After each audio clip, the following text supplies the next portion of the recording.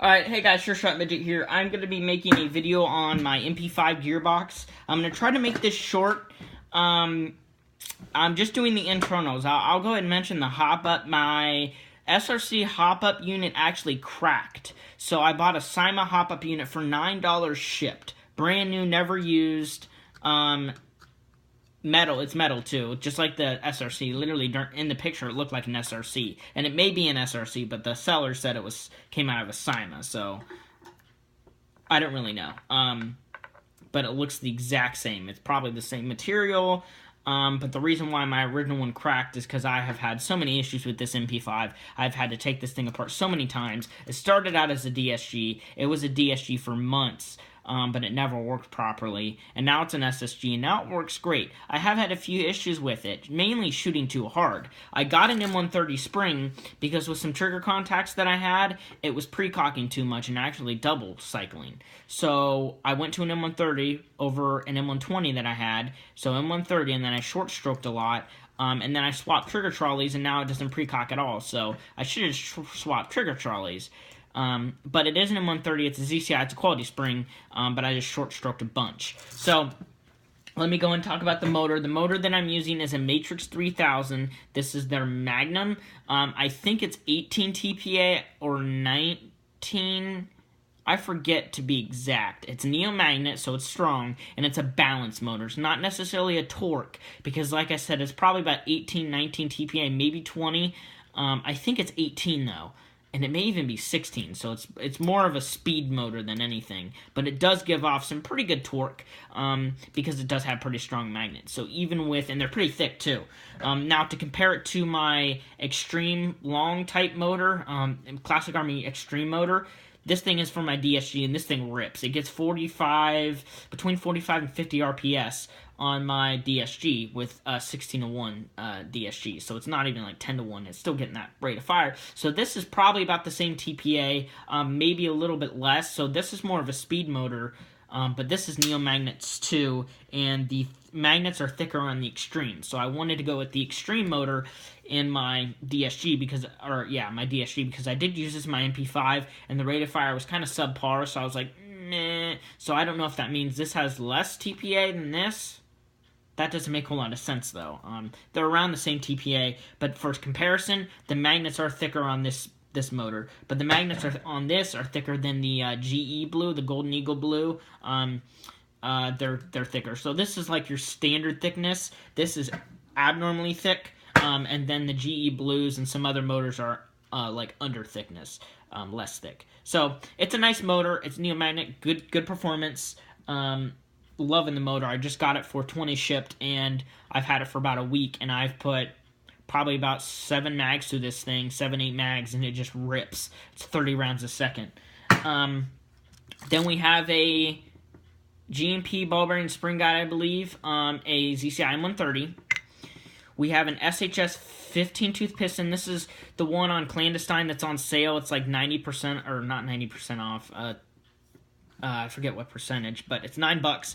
I went ahead and got it because I could tell he's trying to sell these, because these are the basic ones without the AOE, and most people just buy the AOE ones, and the AOE corrected ones are the same price for the non-Swiss cheese one, like the Speed Rail one. I have one of those in my ICSM4, and then I have a pretty light one in my DSG.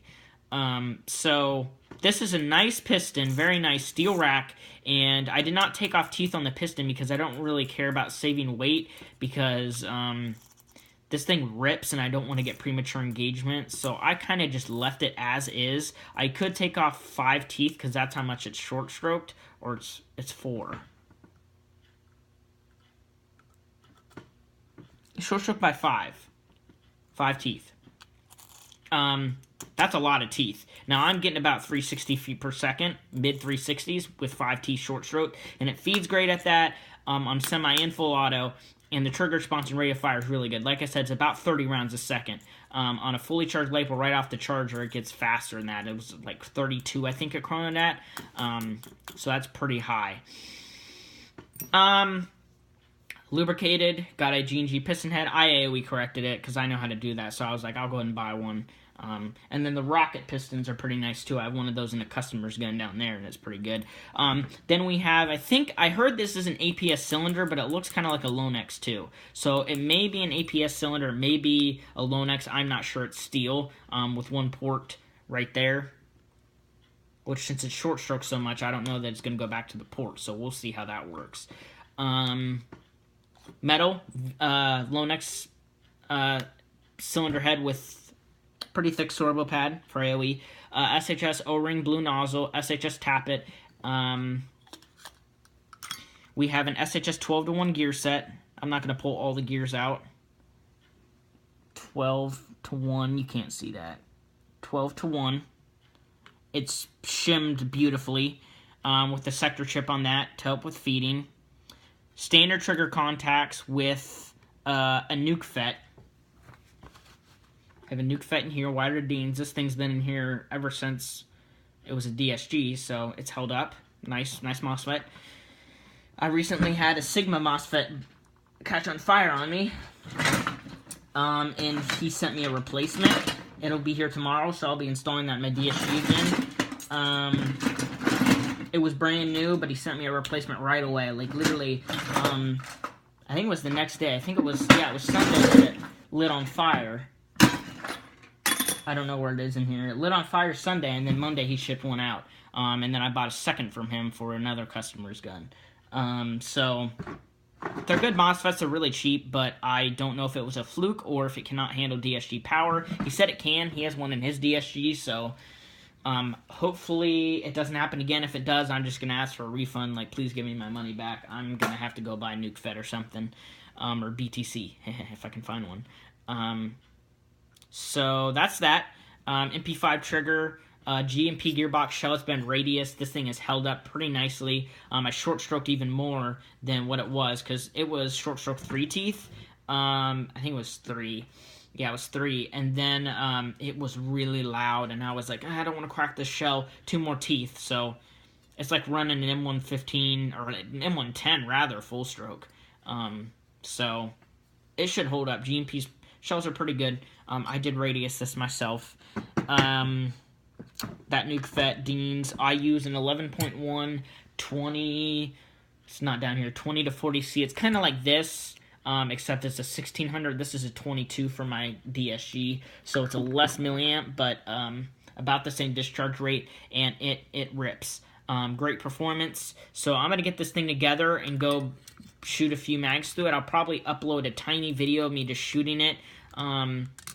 But again, it's about 30 rounds a second, a little bit above that. Also, I'm using I'm using SHS 6 or 8 millimeter bushings, or maybe they're Dream Army. I think they're SHS, but they're probably about the same OEM. They're steel, they're solid, they're bushings, not bearings. So that's that. I really liked. Oh, also I'm running a ZCI steel cutoff and a steel pin in my trigger trolley. But not short trigger pull mod. I didn't want to mess with trying to shorten it and mess with cutoff with this gun. That's that. I hope you enjoyed the video. I will try to post a short video of it shooting, probably just a mag or 2 through it, just so I don't stress out, busting too many mags through it, because in combat, when I'm playing airsoft, when am I going to shoot like 2 mags in full auto is going to be the max. I can just dump a mag and reload and dump another mag. Like, that is rare, but that could happen. So, can it hold up to that? I'm pretty sure, but I'm not going to shoot 2 mags. I'll probably shoot 1 mag on video just to keep it short, semi and full auto. So, thanks for watching, guys. Hope you enjoyed the video. Stay tuned for more videos. See you later.